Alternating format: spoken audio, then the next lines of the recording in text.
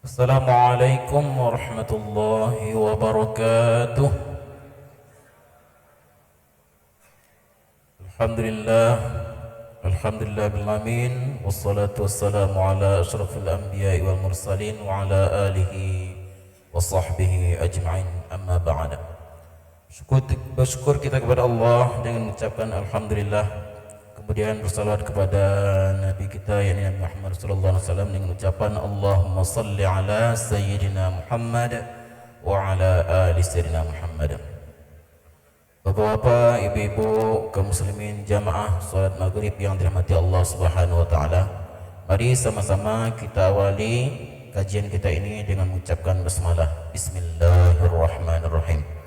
Selanjutnya mari sama-sama kita dengarkan kajian yang akan disampaikan oleh Al-Ustaz Dr. Muhammad Khair Al-Qusairi MA. Kepada Al-Ustaz kami persilakan dengan segala hormat.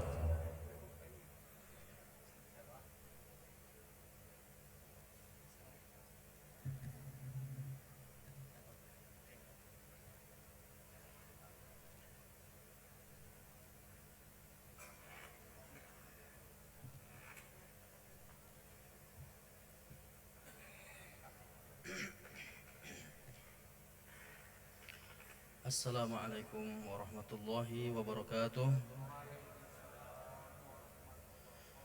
Alhamdulillah, wassalatu wassalamu ala rasulillah, wala hawla wala quwwata illa billah.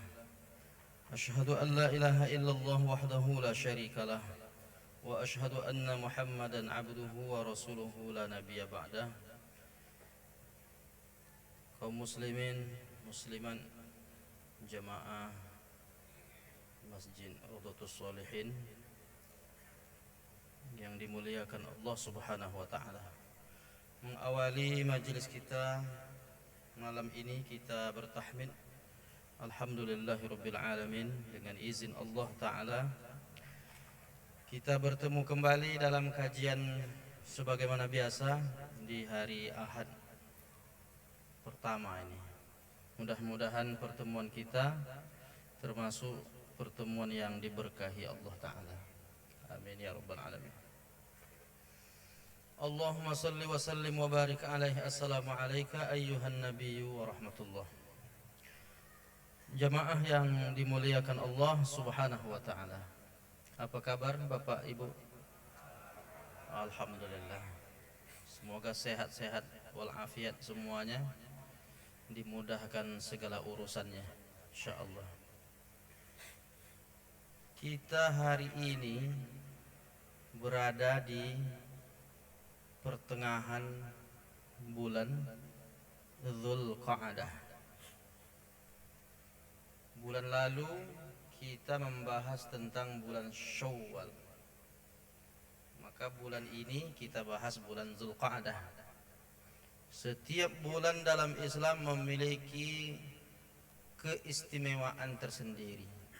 Antara satu bulan dengan bulan lain itu tak sama kedudukannya, keistimewaannya, fadilahnya, itu masing-masing beda. Bahkan istilah nama itu sendiri menunjukkan fungsi, kedudukan, dan keistimewaannya. Kita sudah bahas Rajab, Sya'ban, Ramadan, Syawal terakhir kemarin kita bahas. Nah sekarang karena kita berada di bulan Dzulqa'dah, maka kita bahas, kita perdalam pula keutamaan bulan Dzulqa'dah ini. Nah, yang pertama kita pahami dulu apa arti Dzulqa'dah. Sebelum kita masuk ke keutamaannya, apa makna Dzulqa'dah? Dzu dari bahasa Arab itu artinya memiliki. Al-Qa'dah artinya duduk. Dzulqa'dah memiliki duduk. Kalau bahasa kita ya enggak, kalau hanya kita artikan secara harfiah memiliki duduk ya tak dapat poin. Apa memiliki duduk apa? Maka perlu dijelaskan Yang dimaksud duduk di sini apa? Diambil dari kata qa'ada. Qa'ada yaq'udu. Maq'adun tempat duduk. Disebut bulan ini sebagai Dzulqa'dah, bulan duduk. Maksudnya qu'udun anil qital. Duduk tenang, tidak pergi berperang. Jadi kebiasaan orang-orang jahiliyah zaman dulu, mereka suka berperang. Gara-gara pernikahan bisa berperang, sempadan tanah bisa berperang, gara-gara konflik-konflik ringan bisa jadi berperang. Tapi kalau masuk ke bulan Dzulqa'dah, mereka duduk tenang, tidak melakukan peperangan. Itu makna aslinya mengapa sampai disebut sebagai Dzulqa'dah. Bulan duduk tenang, tidak merampok, tidak merampas. Walaupun sebahagian orang-orang jahiliyah itu ada satu perkampungan, semua orang di kampung itu perampok profesinya. Ada nama sahabat Nabi dulu sebelum masuk Islam memang perampok. Namanya Abu Dzar Al-Ghifari. Itu satu kampung itu Bani Ghifar namanya. Semua orang-orang Bani Ghifar itu perampok. Udah profesinya. Siapapun yang lewat di kampung mereka diturunkan barang-barang bawaan, dirampas, barang-barang berharga diambil. Itu memang kebiasaan. Tapi hebatnya mereka, kalau masuk ke bulan Dzulqa'dah, mereka duduk tenang, tidak merampok, tidak menganiaya, tidak menzolimi, tidak merusak, karena mereka punya kesepakatan sejak zaman Nabi Ibrahim bahwa kalau udah masuk bulan Dzulqa'dah, duduk tenang, tidak membawa panah, tidak membawa pedang, tidak membawa tombak untuk berkelahi, mengancam, menyakiti, menzolimi. Sampai-sampai Allah Ta'ala mengabadikan dalam Al-Quran tentang betapa hati-hatinya seharusnya orang Islam terhadap bulan Dzulqa'dah ini. Apa kata Allah dalam surah At-Taubah ayat 36? Fala tazlimu fihinna anfusakum.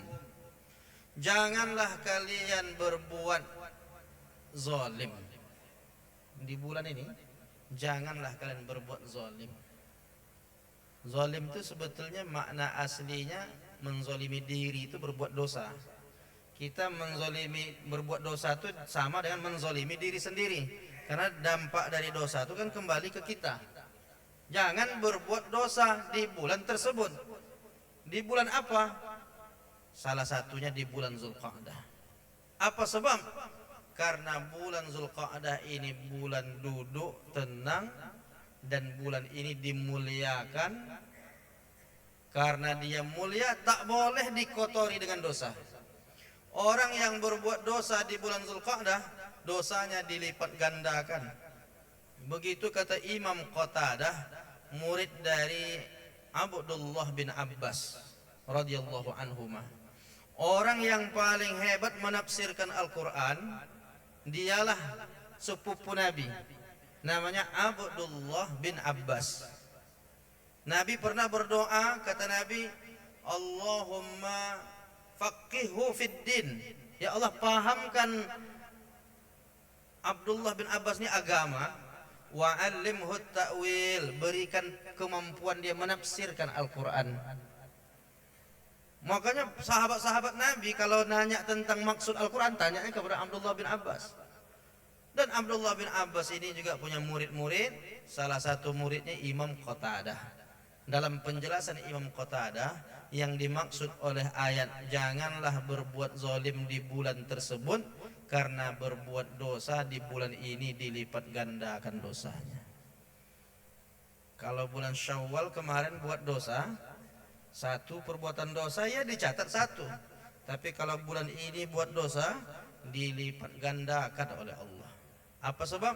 orang yang berbuat dosa di bulan ini, dia sedang mengotori kemuliaan bulan haram. Ini bulan mulia. Nah, dan keutamaan bulan ini, dia menempati bulan yang pertama sekali disebut Nabi. Ketika Nabi menjelaskan bulan haram, kata Nabi, as-sanatu 12 syahran. Satu tahun ada 12 bulan. Thalathatun mutawaliyat, 3 bulan berturut-turut. Nah, 3 bulan yang berturut-turut nih, yang pertama sekali disebut Nabi bulan Zulqa'dah. Inilah bulan yang pertama disebut Nabi sebagai bulan haram, bulan yang dimuliakan. Haram artinya mulia. Walaupun orang bisa salah paham, haram ini kan dilarang artinya. Minuman ini khamar haram, itu tak bisa sebut mulia. Haram artinya terlarang, tapi haram juga bermakna mulia. Maka kita kenal Masjidil Haram, masjid yang mulia. Kalau sempat kita artikan haram itu terlarang, Masjidil Haram masjid terlarang, salah paham kita. Tanah haram, tanah suci, tanah mulia. Bulan haram, bulan suci, bulan mulia. Jadi sekarang ini kita sedang berada di bulan haram, bulan yang dimuliakan oleh Allah. Disebut dalam Al-Quran, minha arba'atun hurum. Di antara 12 bulan ada 4 bulan haram. 4 bulan haram itu yang pertama disebut Nabi Zulqa'dah. Nah, jadi ini keistimewaan. Apalagi keistimewaan bulan Zulqa'dah. Ini kalau kita cerita tentang keistimewaan bulan Zulqa'dah ini, Bapak Ibu, bulan turunnya wahyu Taurat. Jadi waktu Nabi Musa dengan Nabi Harun menyampaikan pesan, apa kata Nabi Musa? Wahai Harun, ini saya dapat perintah dari Allah untuk menerima wahyu selama 30 malam. Wa wa'adna Musa 30 lailah. Kami janjikan kepada Nabi Musa selama 30 malam. Lalu apa yang terjadi? Kata Nabi Musa, tolong kau tengok baik-baik umatmu ini, umat kita nih, jangan sampai dia menyembah anak sapi. Tolong tengok. Baiklah, kata Nabi Harun, berangkatlah Nabi Musa. Rupanya sampailah 30 malam, perintah Allah itu ditambah. Wa atmamnaha bi'ashrin. Kami sempurnakan 10 malam lagi. 30 malam tambah 10 malam menjadi 40 malam. Jadi genaplah arba'ina lailah. Genaplah Nabi Musa menerima wahyu selama 40 malam itu. Nah, apa keistimewaan itu berarti? 30 malam itu maksudnya 30 hari di bulan Zulqa'dah. Jadi selama bulan Zulqa'dah itu full waktu di mana Allah memberikan wahyunya kepada Nabi Musa. Nah, itu menunjukkan keistimewaan. 10 harinya itu berkaitan dengan masih di bulan Zulhijjah tentunya. 30 malam di bulan Zulqa'dah, 10 malam di bulan Zulhijjah, 40 malam. Tapi yang 30 malam full di bulan Zulqa'dah, menunjukkan bahwa bulan ini tidak sembarangan. Sampai-sampai untuk memilih waktu terbaik menerima wahyu dipilih oleh Allah di bulan Zulqa'dah, diturunkan kepada Nabi Musa alaihissalam. Nah, itu keistimewaan. Nah, kemudian apalagi keistimewaan bulan Zulqa'dah ini? Tidaklah Nabi melakukan umrah melainkan di bulan Zulqa'dah. 4 kali Nabi melaksanakan umrah, semua dilaksanakan di bulan Zulqa'dah. Dipilih bulan itu untuk melakukan umrah. Cuma kita tak bisa buat itu, kecuali kita mau berangkat haji kan sekalian. Kalau kita yang tidak berangkat haji ini bisa enggak sekarang nih umrah Bapak Ibu? Enggak bisa kan? Tapi apa maknanya? Dipilih Nabi untuk melaksanakan umroh itu di bulan Zulqa'dah. Terus makanya ini pelajaran juga, jangan menganggap sunnah itu harus persis seperti Nabi. Lalu nanti ada orang, ada kesempatan dia melaksanakan umroh umpamanya di bulan Rabiul Awal, gara-gara ditengoknya hadis Nabi tidak pernah melakukan umroh kecuali di bulan Zulqa'dah, sampai mati tak pernah umroh karena tak ikut sunnah Nabi katanya. Ini kan kekeliruan orang memahami sunnah itu. Dibatasinya sunnah itu hanya pada perbuatan. Kalau begitu memang tak akan pernah umroh kita, kalau kita menganggap harus seperti Nabi, harus persis seperti Nabi. Karena Nabi umroh di bulan Zulqa'dah, maka kita mesti umroh bulan Zulqa'dah. Keliru cara memahami itu. Makanya komprehensif lah memahami agama ini. Yang namanya sunnah itu bukan hanya perbuatan. Perbuatan salah satunya, tapi perbuatan ada juga ucapan, aqwalun wa af'alun wa taqarir, dan persetujuan Nabi. Ada yang tidak dipraktekkan Nabi, tapi Nabi setuju perbuatan itu pun dianggap dinilai sebagai sunnah Rasulullah sallallahu alaihi wasallam. Jamaah yang dimuliakan Allah Subhanahu wa taala. Di bulan Zulqa'dah ini juga dianjurkan kita untuk yang disebutkan dalam riwayat Imam Sufyan Ats-Tsauri, itu disebutkan ulama-ulama salafus saleh terdahulu mereka mengatakan, bulan yang paling kami cintai untuk berpuasa setelah Ramadan bulan-bulan haram, termasuk bulan Zulqa'dah. Jadi Ramadan berpuasa. Di luar bulan Ramadan, bulan apa yang paling disukai untuk berpuasa? Mereka para ulama-ulama terdahulu, bahkan dari sahabat Nabi Abdullah bin Umar sampailah kepada Imam Sufyan Ats-Tsauri, mereka amat sangat suka berpuasa di bulan-bulan haram. Kenapa? Karena berpuasa di bulan haram ini ada hadisnya. Yang ada orang dari negeri Al-Bahilah itu, dia jumpa Nabi, setahun dia tak jumpa. Lalu Nabi bertanya, engkau siapa? Awama ta'rifuni ya Rasulullah, kok engkau tak kenal denganku ya Rasulullah? Tahun lalu kita udah jumpa ya Rasulullah. Kata Nabi, inna jismaka wa launaka wa hayataka hasanah.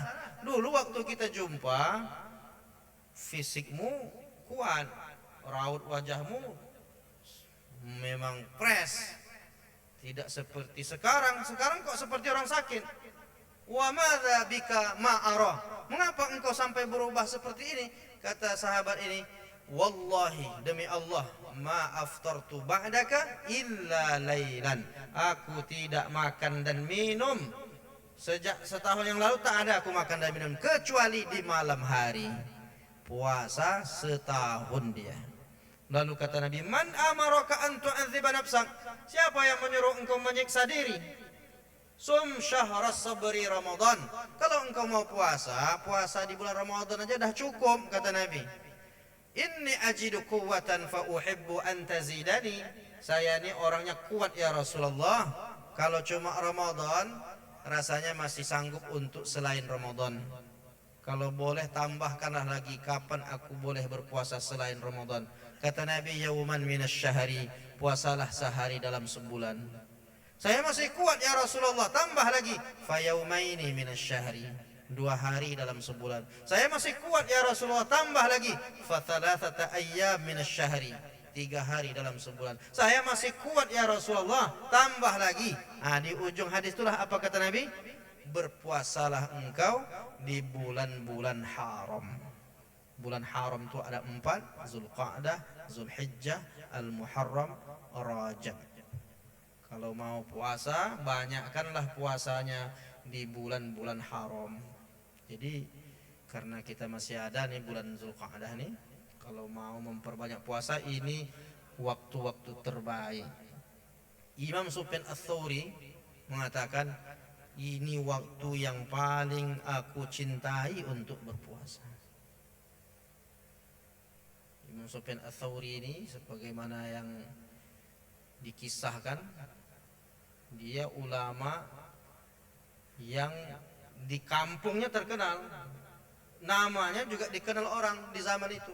Cuma karena baleho zaman dulu tak ada, cuma terngiang-ngiang aja. Oh, Imam Sufyan Ats-Tsauri ulama besar. Mungkin tak jumpa. Ketika dia berangkat haji, tak ada orang yang mengenal dia, rombongan. Akhirnya kepala rombongan karena dia mau berangkat tak ada uang, disuruh untuk menjadi koki, tukang masak. Mau berangkat juga sama kami? Berangkatlah, tapi nanti masak ya. Karena biasa dia baca kitab, akhirnya masaknya gosong.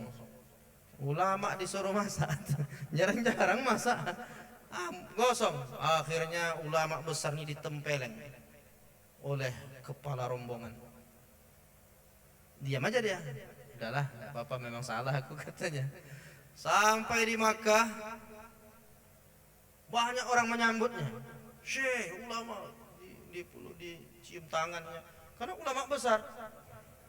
Heranlah kepala rombongan. Siapa ini kok kalian sangat menghormatinya? Kata yang lain, apakah engkau tak kenal dengan dia? Dialah Imam Sufyan Ats-Tsauri, ulama besar yang kita kenal namanya. Masa engkau enggak kenal? Kalau Imam Sufyan Ats-Tsauri saya kenal namanya, tapi wajahnya kalau memang inilah baru saya jumpa. Aku sudah menempeleng dia, katanya. Wow, malu dia. Akhirnya dia jumpai dan dia meminta maaf. Aku tidak tahu kalau engkau ulama besar, karena aku sudah menempel engkau. Ini pipiku, engkau balaslah. Kata Imam Sufyan Ats-Tsauri, tukang masak nih kalau memang gosong memang wajar ditempeleng, katanya. Jadi dia merendah, dia tetap merendah. Akhirnya berlalu begitu saja. Tapi kisah-kisah kehidupan Imam Sufyan Ats-Tsauri luar biasa. Orang yang paling mencintai puasa, salah satu riwayat menyebutkan orang yang sangat mencintai, suka sekali berpuasa di bulan-bulan haram. Jadi kalau kita meneladani para ulama itu dapat keberkahannya insyaallah. Dan itu memang karena perintah Nabi, faminal hurumi wa aftir, berpuasalah engkau di bulan-bulan haram.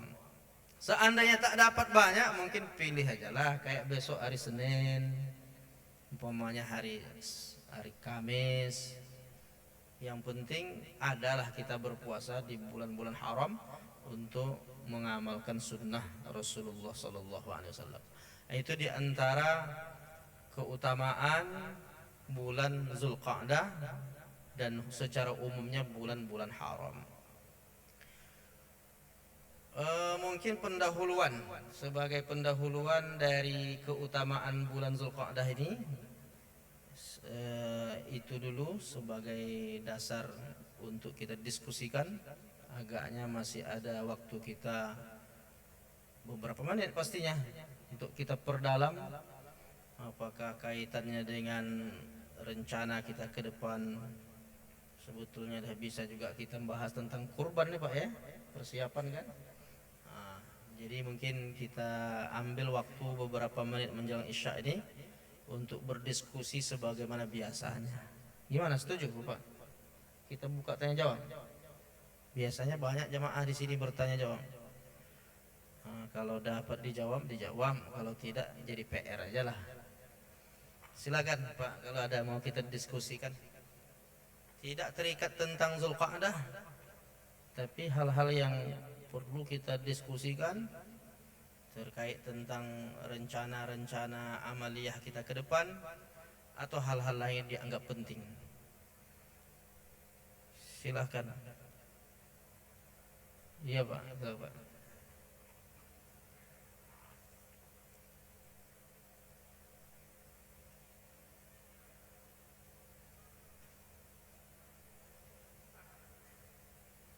Bismillahirrahmanirrahim. Assalamualaikum warahmatullahi wabarakatuh. Waalaikumsalam warahmatullahi Terima kasih Pak Ustadz.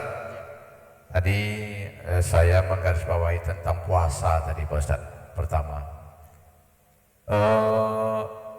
ini kan bukan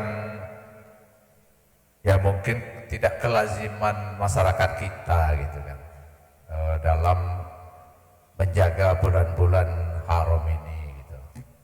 Selain dari itu, selain dari berpuasa itu, untuk pengganti ibadah-ibadah yang diutamakan selain itu apa kira-kira gitu. Selain daripada kita kan sebentar lagi ada yang berhaji, ada yang kurban gitu. Disinggung sedikit tentang kurban itu, saya melihat di lapangan faktanya begini Pak Ustaz. Masih banyak masyarakat kita mungkin tahu atau terlalu menghormati orang tua yang sudah meninggal atau keluarga yang sudah meninggal. Yang didaftarkan dalam kurban itu almarhum gitu. Padahal mungkin sudah tahu, tapi mungkin karena cintanya. Nah, terus kadang-kadang kita kan juga mengirim Al-Fatihah kepada almarhum, almarhumah gitu. Sementara kadang-kadang ya bukan tidak tahu, mohon aja penguatan-penguatan di sisi-sisi seperti itu tadi Ustaz. Satu tadi tentang selain kita berpuasa, apa kira-kira lagi amalan-amalan khusus di bulan haram ini yang lebih menguatkan selain dari itu. Yang kedua tadi masih ada di antara masyarakat kita, jemaah kita yang saking cintanya kepada orang tua sudah meninggal, tapi dibuat juga didaftarkan atas nama almarhum atau almarhumah. Makasih. Assalamualaikum warahmatullahi wabarakatuh. Waalaikumsalam warahmatullahi wabarakatuh. Amalan bulan haram ini Bapak Ibu, kalau kita ambil secara umum dua saja. Satu, amalan mengerjakan. Kedua, amalan menahan. Mengerjakan semua amal-amal soleh dilipat gandakan pahalanya di bulan haram. Semuanya, tak hanya puasa, berzikir, baca Quran, sholat sunnah, semua amal-amal yang baik, bersolawat dan lain sebagainya, itu dilipat gandakan oleh Allah. Tapi yang kedua, menahan. Amalan menahan ini juga menahan tidak mengucapkan kata-kata tak baik, menahan tangan dari memukul, menzalimi, menahan semua. Nah, ini amalan bulan haram. Sebab kalau kita lepaskan yang seharusnya ditahan ini, maka dia menjadi dosa besar. Nah, jadi semua amal-amal kebaikan buatlah di bulan ini. Jadi bulan ini sebetulnya kalau orang paham, inilah bulan mendulang amal soleh. Walaupun sedikit yang kita lakukan, karena kita melakukannya di bulan haram, besar penilaiannya di sisi Allah Ta'ala. Jadi semangat berbuat kebaikan, hati-hati jangan sampai melakukan pelanggaran, karena dianggap menodai kemuliaan bulan haram. Nah, terkait tentang seorang anak berkurban atas nama orang yang telah wafat, orang tuanya. Di antara amal orang hidup yang diniatkan untuk orang yang wafat dan sampai pahalanya adalah di antaranya haji. Kan haji itu badal tuh. Dia udah wafat orangnya, tapi karena anaknya membadalkan haji sampai kepada dia. Badal haji, badal umroh. Apalagi baca Quran. Baca Quran itu diniatkan untuk orang yang sudah wafat, yusabu, diberi pahala. Kita yang baca Quran diniatkan, tapi kata Imam Syafi'i, kalau diniatkan, kalau kita yang baca untuk diri kita. Tapi kalau diniatkan, makanya ada doanya. Cara meniatkannya bagaimana? Kata Imam An-Nawawi, Allahumma awsil thawaba ma qara'nahu. Ya Allah, sampaikan pahala bacaan Qur'anku ini kepada dia. Sebutkan orangnya. Makanya kalau dalam kegiatan kita yang setiap bulan yasinan, itu ada doa di ujung tuh, Allahumma awsil thawaba ma qara'nahu min surati Yasin. Ya Allah, sampaikan pahala bacaan surah Yasin kami ila ruhi. Sebutkan ruh siapa misalnya yang telah wafat. Itu pahala bacaan Quran itu sampai kepada mereka. Nah, umpamanya kalau yang terbaik itu, kata Imam Syafi'i ini Pak ya, wa in khatamul Qur'an fahasan. Sebaik-baiknya orang yang hidup ini, kalau mau dia menyampaikan ada pahala yang tersalur sampai kepada yang sudah wafat, dia baca Quran itu sekali khatam. Wa in khatamul Quran fahasan. Kalau bisa khatam dia Quran, satu khataman Quran itu pahalanya dilimpahkan, diberikan kepada orang yang sudah wafat. Yang membaca tetap dapat, yang wafat juga dapat. Kalau dia cuma mengkhatamkan Quran untuk dirinya, ya untuk dirinya. Tapi kalau dia niatkan untuk orang yang telah wafat, mungkin orang-orang keluarganya yang telah wafat, orang tua kita yang sudah wafat, diniatkan sampai pahalanya kita, sampai orang-orang yang sudah wafat pun sampai kebaikannya. Tapi orang kita tak kuat. Kalau Imam Syafi'i, Pak, berangkat dia ke Irak, berangkat dia ke makam Abu Hanifah, walaupun dia tidak berguru langsung dengan Imam Hanafi. Imam Syafi'i lahir 150 Hijriah, tahun 150 Hijriah itulah Imam Hanafi meninggal. Jadi dia nggak jumpa, tetapi dia sempat berguru dengan murid Imam Hanafi, Muhammad Hasan Asy-Syaibani. Setelah dia berguru, dia lihat ilmu Imam Hasan Asy-Syaibani luar biasa. Ditanya siapa gurunya? Guruku Imam Hanafi. Di mana makamnya? Dicarinya makamnya. 7 hari 7 malam dia, Pak. Dia di makam itu mengkhatamkan Quran berkali-kali untuk Imam Hanafi. Makanya keluarlah kalimatnya, kalau orang berziarah kubur lalu dia bacakan di depan kubur itu sampai khatam, fahasan, itulah yang terbaik. Kenapa tak dibuat oleh masyarakat kita? Lah mau menghatamkan Quran berapa menit kita tuh menghatamkan Quran? Makanya tak sanggup. Akhirnya orang kita ngambil jalan ringan, bacalah surah Yasin. Gitu kan? Maka iqra'u Yasin ala mautakum, bacakan surah Yasin kepada orang yang telah wafat di antara kamu. Maka dibacalah surah Yasin. Kenapa? Qalbul Quran, Yasin itu jantungnya Al-Quran. Makanya masyarakat kita mengamalkan membaca Yasin. Rupanya Yasin pun dianggap terlalu lama. Akhirnya dipilihlah Al-Fatihah. Itulah tuh, Pak. Kesimpulan Al-Fatihah tadi itu yang paling ringan lah itu. Jadi sampai. Nah itu. Nah apalagi amalan orang hidup yang kalau diamalkan diniatkan pahalanya sampai kepada yang wafat. Kurban itu kalau diniatkan untuk orang yang sudah wafat sampai pahalanya. Dalilnya ini dalam penjelasan Imam Ahmad, ulama mazhab Hambali, itu disebutkan. Walaupun ada perbedaan sedikit dengan mazhab Syafi'i dalam ini. Kalau dalam mazhab Hambali, orang berkurban atas nama orang yang sudah wafat sampai pahalanya. Tidak ada pengecualian. Siapapun yang berniat, saya berkurban atas nama almarhum orang tua saya, sampai pahalanya. Begitu penjelasan Imam Hambali atau ulama-ulama mazhab Hambali. Kalau dalam mazhab Syafi'i, kalau berwasiat orang tua kita ini di bulan Zulqa'dah, lalu dia ngomong, "Nak, rasa-rasa bapak nih tak kuat badannya lagi nih. Seandainya bapak meninggal sebelum bulan Zulhijjah nih, nanti kurbankan atas nama bapak ya." Maka itu menjadi wasiat wajib yang ditunaikan oleh anaknya, dan dia berkurban atas nama yang telah wafat. Begitu di kalangan mazhab Syafi'i. Sebahagian lagi seperti Imam Nawawi dan ulama-ulama lain juga mengatakan tetap boleh berkurban atas nama orang yang telah wafat. Walaupun yang masyhur di kalangan mazhab Syafi'i itu disebutkan bahwa kalau berwasiat baru dinilai kurbannya yang tepat. Tapi ada juga ulama mazhab Syafi'i juga boleh juga seandainya tidak berwasiat pun orang berkurban atas nama yang telah wafat. Dalilnya apa? Waktu itu Nabi menyembelih 100 ekor unta.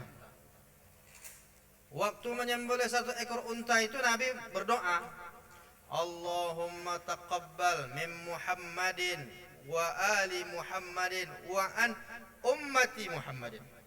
Ya Allah, ini kurbanku, ini kurban atas namaku, dan ini kurban atas keluargaku, dan ini an ummat man lam yudhi min ummati, dan ini kurban untuk umatku yang belum berkurban. Umat Nabi ini dibagi dua, ada yang masih hidup, ada yang sudah wafat. Lalu kata ulama, seandainya yang dimaksud Nabi itu yang masih hidup saja, maka Nabi akan mengatakan, aku berkurban untuk umatku yang belum berkurban, yang masih hidup saja. Tapi karena Nabi mengatakan, ini kurban untuk umatku yang belum berkurban, maka analisa ulama, baik yang masih hidup maupun yang telah wafat, Nabi berkurban atas nama umatnya. Berarti orang boleh berkurban atas nama yang telah wafat. Seperti itu Pak ya. Nah apalagi amalan orang hidup yang sampai untuk orang yang telah wafat. Sodakoh. Sodakoh. Ummi matan, ibu saya telah wafat, afa atasaddaku anha, bolehkah saya bersedekah atas namanya? Maka kata Nabi, tasaddaq, silakan bersedekah atas namanya. Sedekah apa yang paling baik? Kata Nabi, saqiyul ma, memberi air. Lalu kemudian saat membangunkan sumur, membuat sumur, lalu diwakafkan untuk umat. Karena tahu dia betapa air itu terus mengalir gitu. Sebagaimana mengalir pahala air itu, mengalirlah pahalanya terus menerus. Seperti Utsman bin Affan. Nah itulah wakaf yang baik. Jadi kalau diniatkan wakaf itu untuk orang yang sudah wafat, terus mengalir sampai hari kiamat. Nah kira-kira begitu Pak. Jadi jangan katakan udah terputus amal orang hidup ini dah kecuali 3 perkara gitu Pak ya. Iza matal insan in qata'a amaluhu illa min thalas. Kalau anak Adam meninggal dunia, terputus amalnya kecuali 3 perkara. Apa saja? Sedekah jariah, ilmu yang bermanfaat, anak yang soleh. Akhirnya tak ada yang di situ kurban. Nggak ada di situ yang lain kan? Padahal yang dimaksud di situ bukan membatasi amal dia yang terputus. Orang ini kalau udah meninggal dia udah putus amalnya. Tapi ketika dia waktu hidup itu pernah bersedekah, amalnya tetap mengalir pahalanya. Kalau pernah dia dulu semasa hidupnya bersedekah, berwakaf, mengalir terus pahalanya. Walaupun dah wafat. Kalau pernah dia dulu ketika masa hidupnya dia menyampaikan ilmu, diamalkan ilmunya, mengalir terus pahalanya. Kalau pernah dia melahirkan anak yang soleh, anak soleh itu mendoakan dia terus, mengalir pahalanya. Tapi tidak dibatasi pada 3 itu. Terus amal dia terputus, tapi amal orang lain diniatkan pahalanya untuk dia tetap sampai. Nah, jadi mungkin itu bukan larangan, Pak ya. Bukan melarang orang untuk berkurban atas nama yang telah wafat. Tidak juga mewajibkan harus begitu. Nah, itu yang penting tuh. Pokoknya harus atas nama orang tuh, enggak begitu juga. Boleh kalau mau. Tidak, tak apa-apa. Nah, seperti itu Pak ya. Terkait tentang ini. Wallahu a'lam bishawab.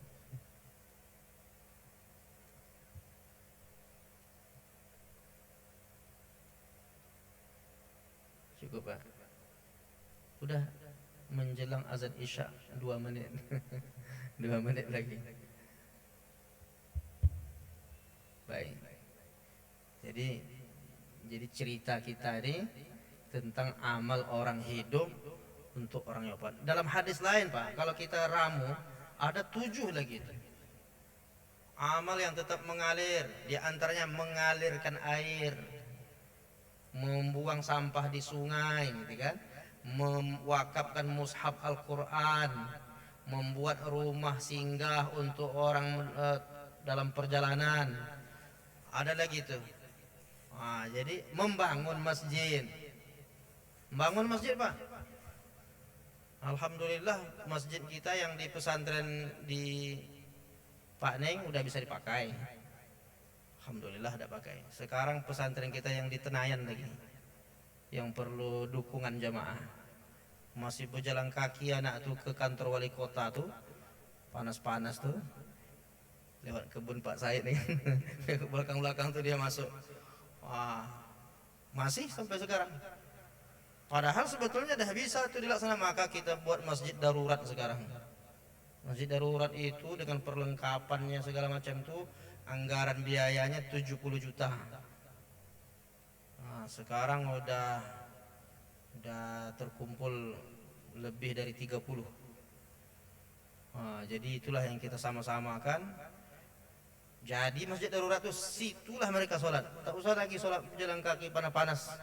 Kasihan anak kita tuh. Nah, itu yang sedang kita. Jadi kalau ada niat, ada 2 tuh lokasi yang darurat itu akan permanen juga, akan jadi tempat saung-saung menghafal Quran. Memang masjid darurat namanya, tapi masjid yang permanennya udah kita cut and fill, tempatnya sudah diratakan. Ah, disitulah 2 tahun lalu kita letakkan batu pertama, belum ada lagi batu keduanya ini. Siapa yang mau melanjutkan batu kedua nih sehingga jadilah masjid permanen nanti di situ? Mudah-mudahan barokah. Kalau mau tetap dapat mengalir pahala seperti yang disebut Nabi setelah wafat, bangunkan masjid. Apalagi masjid itu diisi orang-orang yang akan menghafal Quran, mengkaji ilmu agama, mereka akan jadi ulama. Kita yang menyiapkan fasilitasnya, itu barokahnya. Jadi lewat mimbar ringan ini mengajak jamaah kalau ada niat membangun masjid, datanglah ke belakang kantor wali kota, Jalan Badak ujung. Situlah pondok pesantren Darul Khair. Mudah-mudahan berkah rezeki jamaah semuanya. Itulah yang dapat kita kaji malam hari ini. Mudah-mudahan bermanfaat. Kita cukupkan dengan alhamdulillah. Alhamdulillahirabbil alamin. Subhanakallahumma bihamdika asyhadu an la ilaha illa anta astaghfiruka wa atubu ilaik. Wassalamualaikum warahmatullahi wabarakatuh.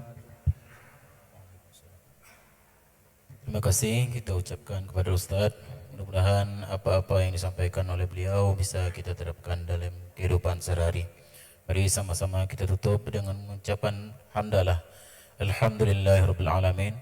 Subhanakallahumma bihamdika asyhadu an la ilaha illa anta astaghfiruka wa atubu ilaik. Assalamualaikum warahmatullahi wabarakatuh.